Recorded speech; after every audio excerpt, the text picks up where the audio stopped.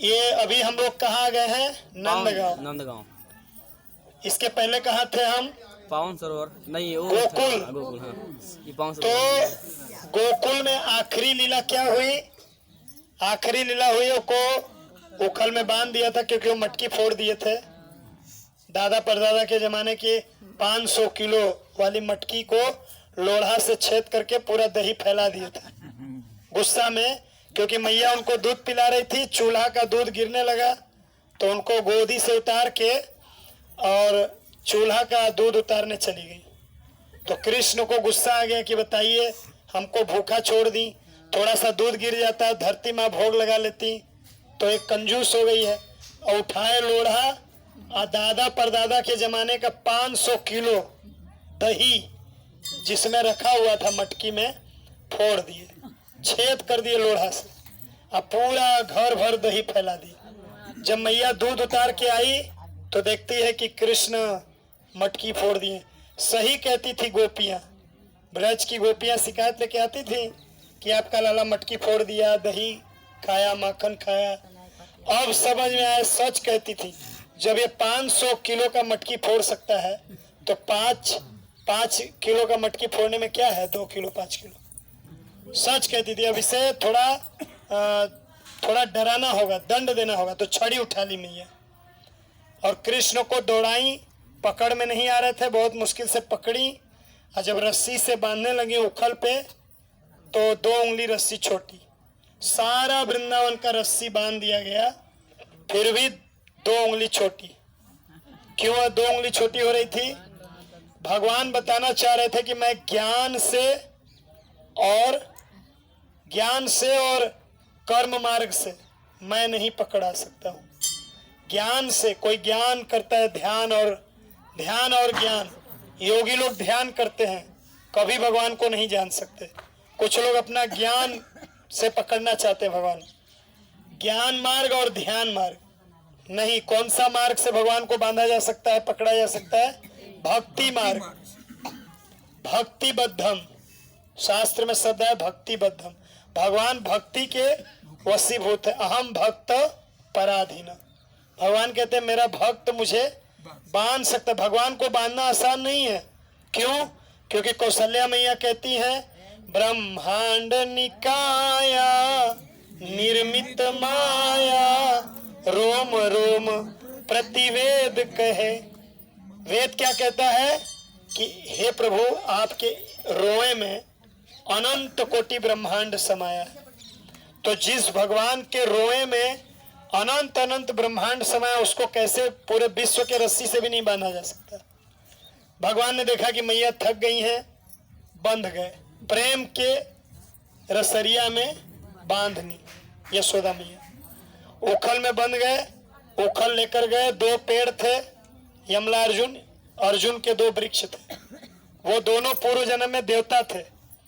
बिना कपड़े के अप्सराओं के साथ स्वर्ग में नहा रहे थे। नारद जी वहां पहुंचे, नारायण नारायण करते। अप्सराएं तो कपड़ा पहन ली, लाजन भाई ऋषि मुनि आ रहे। लेकिन ये जो 2 लोग थे, कुबेर के पुत्र थे, धन के देवता कुबेर, दोनों कुबेर के पुत्र थे। तो पैसे का मत था कि मेरे पिताजी धन के देवता हैं, हम क्यों नारद जी से डरे। बिना कपड़े के खूब हंस खेल रहे थे, कूद रहे थे। नारद जी ने कहा तुम लोग बिना कपड़े के हो, बिना कपड़े के पेड़ रहते हैं, पेड़ पौधा, अभी श्राप दे देते हैं, पेड़ बन जाओ। दोनों को पेड़ बनने का श्राप दे दिए।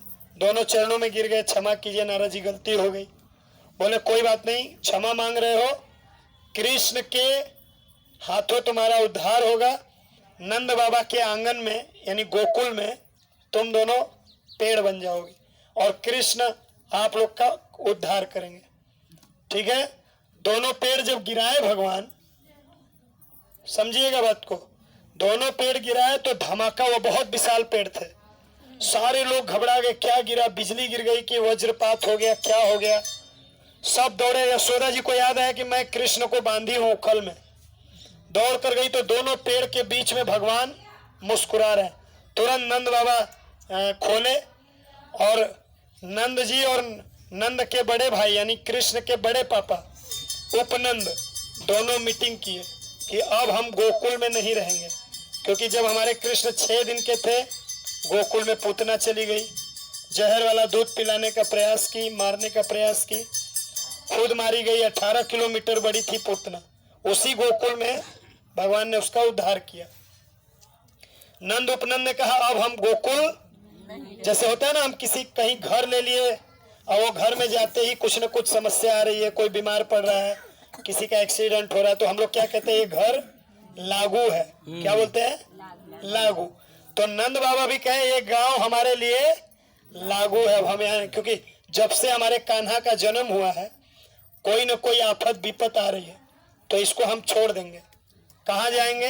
तो देखा जाए तो जितना दूर हम लोग बस से यहाँ आए हैं, गोकुल से यहाँ नंद, वो लोग पैदल आए खोजते हुए जगह।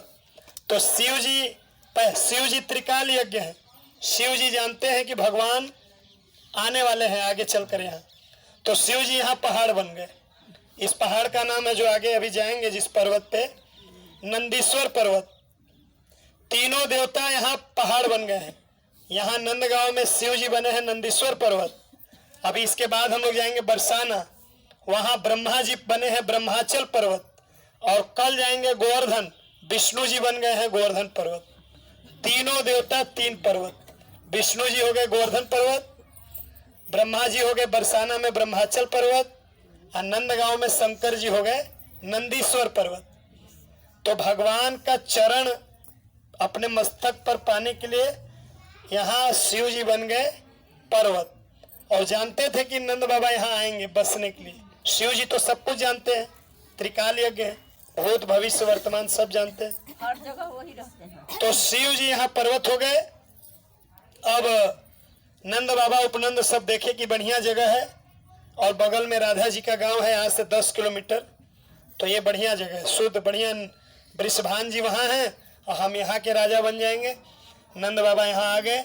सारे लोग गोकुल से अपना घर का कपड़ा लत्ता बर्तन सामान बैलगाड़ी पे लाद लाद के वहां से बैलगाड़ी से यहाँ आए हैं। और इसी पर्वत पे पहले बैलगाड़ी हाँ, नंद बाबा अपना महल बनाए। वही महल आज भी हम लोग चलेंगे, अभी महल में ही मंदिर बना हुआ। नंद बाबा अपना महल बनाए, राजा थे। और ये जो गांव वासी है सब प्रजा हो गई उनकी। आधा गोकुल यहाँ आ गया, आधा गोकुल के लोग वहीं रह गए। आधा गांव वहां से उजड़ कर यहाँ बस गया, और आधे लोग गोकुल में ही रह गए। तो यहाँ पर नंद बाबा आ गए, यशोदा मैया आ गई, कृष्ण आ गए, बलराम आ गए। तो ये जो सरोवर है पावन सरोवर, इस सरोवर की महिमा के बारे में बताया गया शास्त्रों में कि अगर आकाश से पक्षी भी गुजर के इसको पार कर दे ऊपर ऊपर, तो उसको अगले जन्म में ब्राह्मण का या वैष्णव परिवार में जन्म मिलता है। इतना पावन है, इसका नाम है पावन सरोवर। तो इसका जल छिड़कने से 1-2 बूंद मुंह में डाल लेना है, प्रणाम करना है, और इसके बाद हम लोग नंदगांव मंदिर चलेंगे। ऊपर बहुत भीड़ होता है और कई रास्ते हैं नीचे उतरने के, सीढ़ी कई ठे है, 5 गो सीढ़ी है ऊपर। हम लोग को कहाँ उतरना है? पावन सरोवर वाले सीढ़ी पे। अगर आप लोग ऊपर भूल जाते हैं कहाँ जाना है, हमारी बस कहाँ लगी है, तो पावन सरोवर याद रखिएगा। कहाँ रुके हम लोग? हमारी बस कहाँ खड़ी है? पावन मैंने पतित पावन करने वाला